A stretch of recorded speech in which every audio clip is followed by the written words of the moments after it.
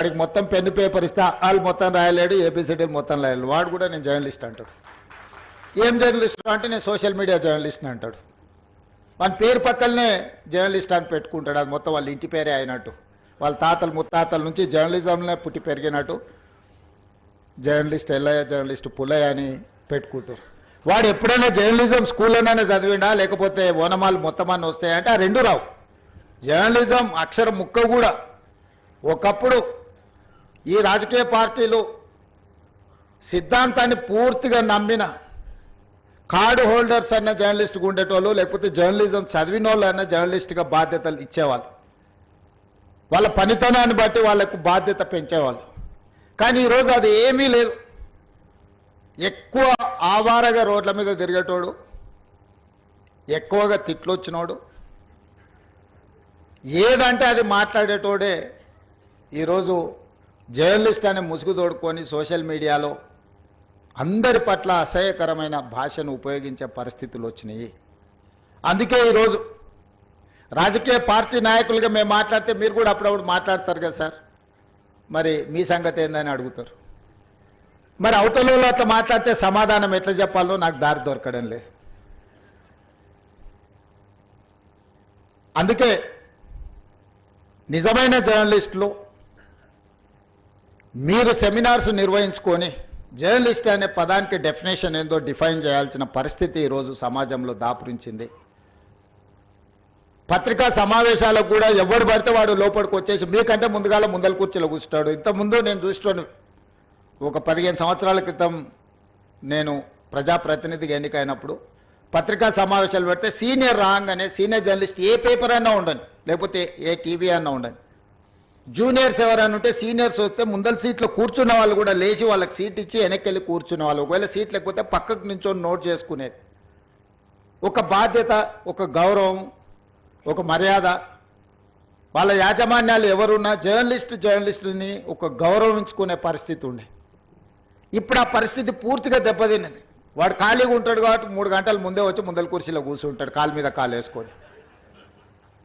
వాడికి ఆ వచ్చిన సీనియర్ జర్నలిస్టు వాళ్ళ జీవితాన్ని మొత్తం జర్నలిజంలో కలిపినరు. వాళ్ళు సిన్సియర్గా ప్రజా సమస్యల్ని విశ్లేషించడానికి, పరిశోధనలు చేయడానికి, వాళ్ళ జీవితాన్ని, ఆరోగ్యాన్ని ఫనంగా పెట్టి, కుటుంబాలను కూడా ఫనంగా పెట్టి ప్రజల సమస్యలను తెలుసుకోవడానికి ఎక్కడెక్కడనో మారుమూల ప్రాంతాలకు వెళ్ళి రోజుల కొద్దీ ప్రజలలో మమేకమయ్యే ఆ సమస్యల్ని తెలుసుకొని వాళ్ళు రాసిందన్న సంగతి, పాలకులు చేస్తున్న తప్పులను పట్టుకోవడానికి నిరంతరం శ్రమించి విశ్లేషించి మన ప్రాంతంలో జరిగిన విద్యుత్ ఉద్యమాల వెనుక ఇంత కఠోరమైన దీక్ష జర్నలిస్టులది ఉన్నది. సరళీకృత విధానాలు వచ్చినప్పుడు ఆ సరళీకృత విధానాలు దేశ సంపదను పెట్టుబడిదారులు ఏ విధంగా కొల్లగొడతారని ఆనాడు విశ్లేషించిన జర్నలిస్టులకు ఈరోజు వచ్చినోనికి వాళ్ళ గురించి ఓనమాలు కూడా తెలియని పరిస్థితి. వాళ్ళు వస్తే కనీసం కూర్చోమని చెప్పాల్సిన కనీస మర్యాద పాటించాలన్న ఇంగిత జ్ఞానం కూడా కోల్పోయిన వాళ్ళు ఈరోజు వచ్చి మేము పత్రికా సమావేశాలు పెట్టినప్పుడు ముందల వరుసలు కూర్చోవడం కూడా ధిక్కారంగా,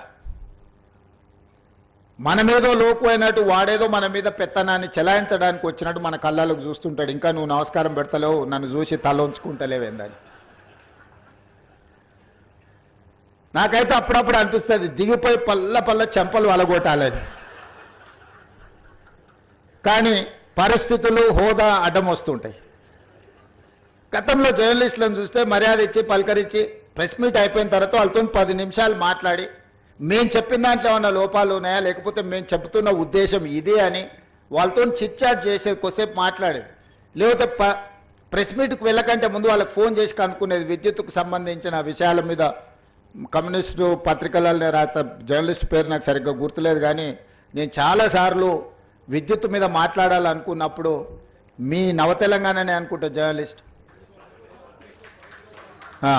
వేణుగోపాల్ గారు, నేను చాలాసార్లు నాకు కొంత అవగాహన ఉన్నా ఇది 100% కరెక్ట్గా ఉండాలని మాట్లాడితే అని చాలా సందర్భాల్లో పిలిచి కూర్చోబెట్టుకొని మాట్లాడి అసెస్మెంట్స్ నుంచి యాదాద్రి, భద్రాద్రి లాంటి విద్యుత్ ప్రాజెక్టులు, ట్రాన్స్మిషన్ లాసెస్ గురించి, విద్యుత్ బకాయిల గురించి, రైతుల సమస్యల గురించి చాలా సందర్భాల్లో జర్నలిస్టులతో కూర్చొని మాట్లాడి నోట్ రాసుకొని తర్వాత వెళ్ళి మాట్లాడేది. చాలామందికి మేము ఎంత వెనకాల హోంవర్క్ చేసినామని తెలీదు. అట్లా జర్నలిస్టులు వాళ్ళ నాలెడ్జ్ని మొత్తాన్ని ప్రజలకు ఉపయోగపడే విధంగా పనిచేసిన జర్నలిస్టులు చాలామంది నాకు తెలుసు. కానీ ఈరోజు వింత పోకడలు వచ్చినాయి. ఆ వింత పోకడలకు రాజకీయ పార్టీలు కూడా తోడైనాయి.